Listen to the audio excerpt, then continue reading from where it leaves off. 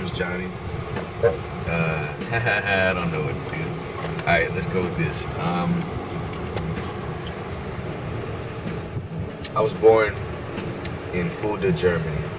Awesome. My dad was in the military. He's from the Bronx, New York. My mom's from Puerto Rico. Awesome. So, obviously I'm Puerto Rican. I came back when I was born in Germany. I've been wanting to do this for so long, and I'm just like hyped up. But anyways, so I spent the first 17 years of my life in Germany, and when I was there, it's terrible. So I was born in Heidelberg. I was born in Fulda, Germany, because my pops was in the army. He did 23 in the army. My mom loved it over there. That was her first time leaving Puerto Rico, so she wanted that life for me. When I was over there, I got to see Europe. I got to go to all the countries in Europe. My mom loved to travel. She always made sure that I got to see the world. And by doing that, I got to experience a lot of different cultures and fashions and just people, you know, and lives. And I got to see so many things that I don't want to say I took for granted, because I remember everything. I appreciate it all more than ever. But at that time, I didn't interpret, you know, what I was actually witnessing and being a part of. I went there first through 12th grade, moved back to the States. Every summer I was going to Puerto Rico and New York, since my dad's from New York. So that was like another fashion point for me. And I would go over there and bring all the stuff back, because ironically, as far ahead in fashion as all the Europeans were, many of the Europeans wanted to be like us, the Americans. So me being in the military community, we were kind of just a melting pot of cultures within the States. You had a lot of Southern kids, Western kids, Eastern kids, all going to the same school because of different parents and stuff like that. So we brought all those cultures together in Europe. And I was kind of like the New York fashion spokesperson, because my family took me back to the Bronx and back to Puerto Rico every summer. So that's where all that came together. When I moved to the States, I went back to New York, and I was in New York for like maybe 2-3 years. I was running around a lot more than I did when I would go on vacation with my family. I got to experience things for myself, everything from the projects to high life, Manhattan, you know, and dressing in skinny suits and stuff like that. Stuff that I was kind of against growing up, because I grew up in the era of oversized fashion, you know. So that wave came, and a lot of people associated with this and that. For me, I associated with the past. You know, there's a lot of people in Europe that wear skinny clothes. I see the skinny clothes now. I see a lot of the fashion that we're doing in the States now, and I'm like, man, they've been wearing that in Europe. And I was a kid. You know, I might even be able to pull out pictures from my elementary school photo album where there's people at a fest or something, and they're wearing the same things we wear now. So that's a little bit about me. After that, I gotta shout out DC, man. When I left New York, a lot of people say that Harlem, everybody. All right, so people always say in New York, Harlem keep on making it, Brooklyn keep on taking it. You know, it's kind of like a swag jogging thing. It's a competition amongst the boroughs. You got all these things going on with the 5 boroughs. A lot of Harlem fashion. Harlem is very close to Manhattan, so a lot of Harlem fashion was kind of like revolutionary. It was kind of the introductory. But when I went to DC, I noticed that the fashion in Harlem and DC was very similar. Very, very, very similar. The only difference is that, you know, like in New York, you got a lot more Hispanics. DC is Chocolate City. So it's just a different, some of the things stuck more in different places, some things transitioned out. But DC is definitely on the fashion curve as well.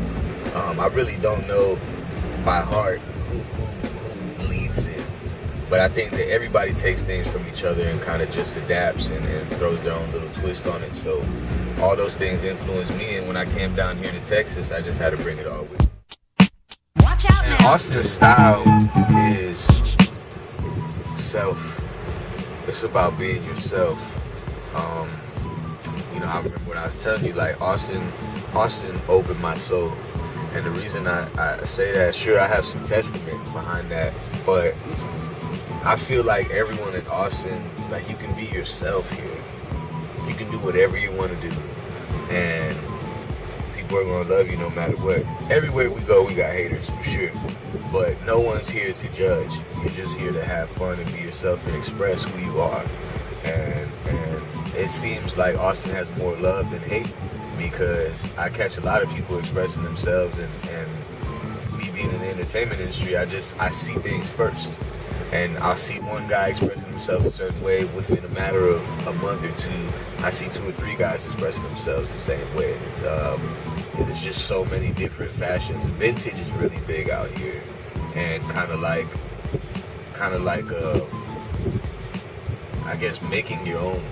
You know, definitely, even if you got a dude in straight designer, he's got his own twist. You know what I'm saying? He's rocking a Cuban link around his ankle, or he got a handkerchief on his wrist that the other guy didn't have, you know. So it's just all self-expression. I love the fashion out here, for sure.